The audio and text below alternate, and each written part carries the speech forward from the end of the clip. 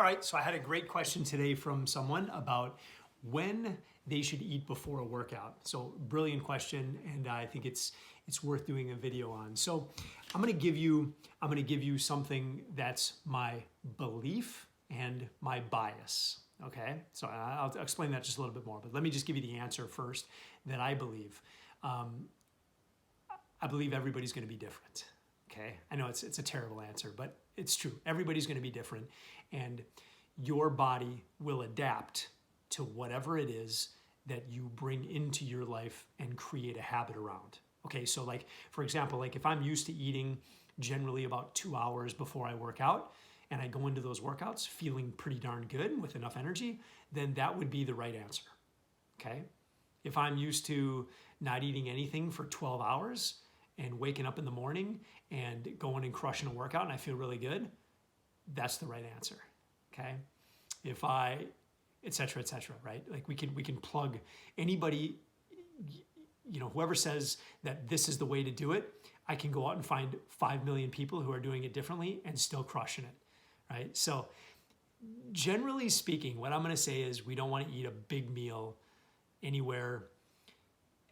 You don't wanna eat a big meal an hour or less before you go work out.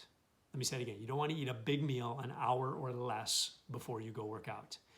For one big reason is it's just, in my opinion, again, this is my bias, my personal opinion, it's uncomfortable. If I eat a big meal before I go work out, and I've done it, and I've been fine actually, but it's just more uncomfortable. Like I just feel like I have this sort of brick sitting in my stomach, right?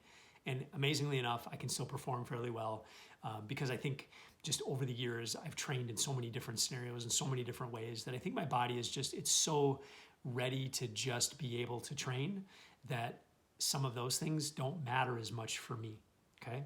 And I haven't been following any hard, fast rules. So if you're someone who really hasn't been following any real hard, fast rule, then I think that's a good thing too, because again, your body adapts to what it is, whatever stimulus that you put on it. So if you're used to being really, really sporadic with your eating and you're still going and working out and still being able to crush it and feel good, that's amazing. And there was actually the strength and conditioning coach who dealt with, he had shifted into just training a lot of just general fitness people who wanted to be better at life. And he was somebody who I found to be fascinating because that's really what I've always tried to do is I just want to be the best version of myself for everyday life, right?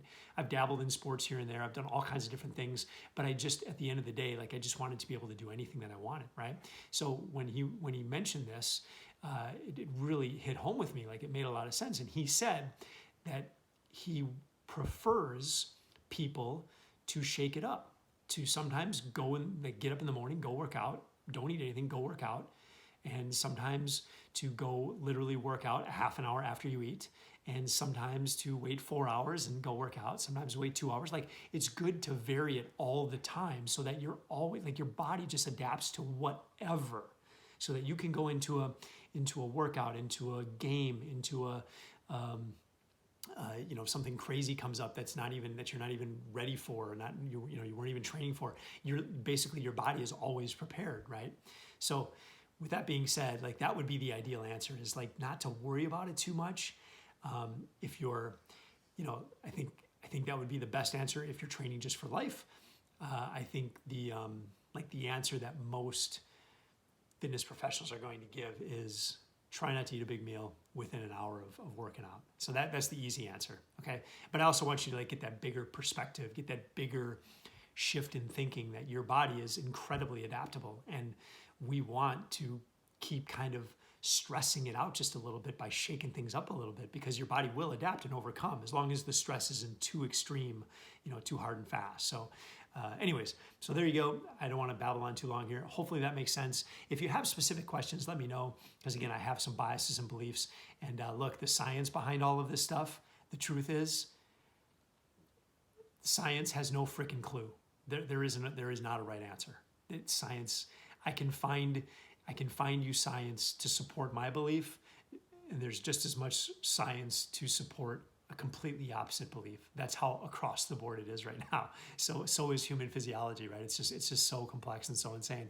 So I hope that helps. If you have if you have any specific questions, please let me know. I'll be happy to answer those things. So happy training.